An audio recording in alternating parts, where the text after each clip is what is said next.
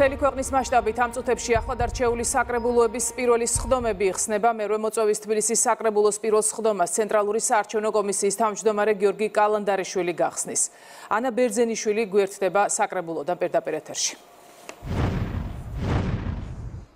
მერვე მოწვევის საკრებულოს წევრები ამ წუთებში იკრიბებიან. სხდომა სულ რამდენიმე წუთში დაიწყება. 45 მანდატი აქვს ქართულ ოცნებას, 2 მანდატი აქვს ძლიერ საქართველოს ლელოსა და გირს, ხოლო 1 მანდატი აქვს კონსერვატორებს საქართველოს თვის. დღევანდელ სხდომაზე 19 საკითხი არის დარეგისტრირებული, მათ შორის აირჩევენ საკრებულოს თავმჯდომარესა და მის მოადგილეებს, ასევე დარეგისტრირდებიან ფრაქციები და დაკომპლექტდება კომისიები.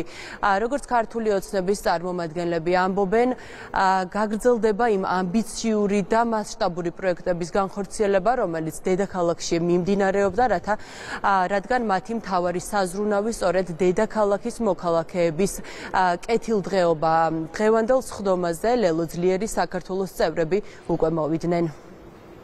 რატო შემოვდივარ საკრებულოში?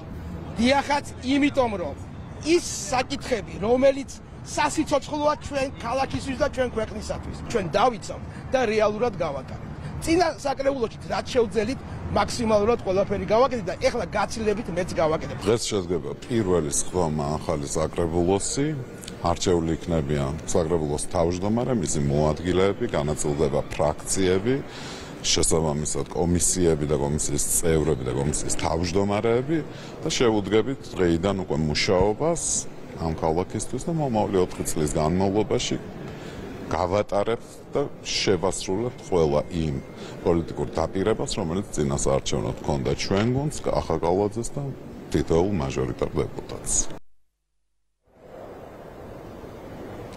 დედაქალაქის გარდა საკრებულოს სხდომა დღეს საქართველოს 64 მუნიციპალიტეტში გაიმართება.